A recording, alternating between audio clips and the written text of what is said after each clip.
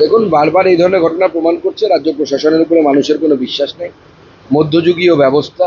এবং কালকে ওখানকার বিধায়ক যে স্টেটমেন্ট দিয়েছে, সেই স্টেটমেন্ট এই মানসিকতাকে পুষ্টি করছে যে তৃণমূল কংগ্রেসের কিছু সেকশন আছে যারা মনে করে ভারতবর্ষের মধ্যে একটা আলাদা দেশ আছে এবং সেখানে তাদের সেই নিয়ম নীতি চলে।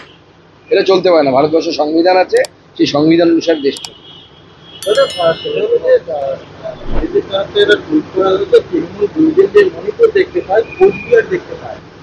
না, সে তো তৃণমূল কুচবিহারও দেখতে পাচ্ছে না, আপনার চোপড়াও দেখতে পাচ্ছে না, কিছুই দেখতে পাচ্ছে না। দেখতে পেলে তো ব্যবস্থা নিত। সব থেকে বড় কথা, আমরা দূরবীন দিয়ে প্রশাসন দেখতে পাচ্ছি, দূরবীন দিয়েও প্রশাসনকে দেখা যাচ্ছে না। প্রশাসনের তো এখন একটাই কাজ, বিজেপির নেতাদের কোথায় কি কে কি করছে এবং তাকে কেস দিতে হবে। প্রশাসন যদি বিজেপির নেতাদের পেছন পেছন ঘুরে বেড়ায়, পুলিশ যদি বিজেপির নেতাদের পেছন পেছন ঘুরে বেড়ায়, আইন শৃঙ্খলা রক্ষা হবে কি হবে? হবে না। সেইটাই হচ্ছে।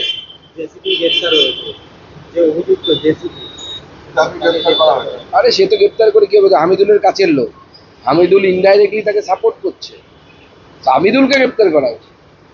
রাজ্যপাল সিপি এবং ডিসি সেন্ট্রালকে বদলে যাবে বলেছে। দেখুন, রাজ্যপাল তার সাংবিধানিক পদের অধিকার বলে তার সাজেশন নিতে পারে, রাজ্য সরকার মানবে বলে আমার তো মনে হয়। জ্বালানির দাম পেট্রোল এবং ডিজেলের 1 টাকা করে দাম বাড়বে। দেখুন, জ্বালানির দাম সময় সময় বাড়ে, আবার সময় সময় কমে। আবার আন্তর্জাতিক বাজারে যখন জ্বালানির ক্রুড অয়েলের দাম কমে যাবে তখন আবার কমে যাবে।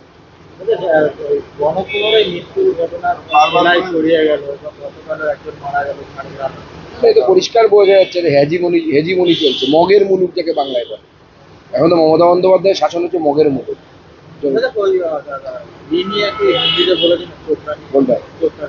दार्जिलिंग लोकसभा के अंतर्गत चोपड़ा में इस तरीके की घटना घटी है, ये पूरी तरीके से दर्शाता है कि बंगाल में लॉ एंड ऑर्डर नाम की कोई चीज़ ही नहीं है और लॉ एंड ऑर्डर के ऊपर पब्लिक का भरोसा उठ गया है। जब लॉ एंड ऑर्डर के ऊपर पुलिस के ऊपर भरोसा उठ जाता है तभी इसी तरीके की घटना घटती है। और इसमें जो तृणमूल कांग्रेस के विधायक हैं हमीदुर रहमान, उनके जो घनिष्ठ लोग हैं उनका पूरी तरीके से इसमें रोल है।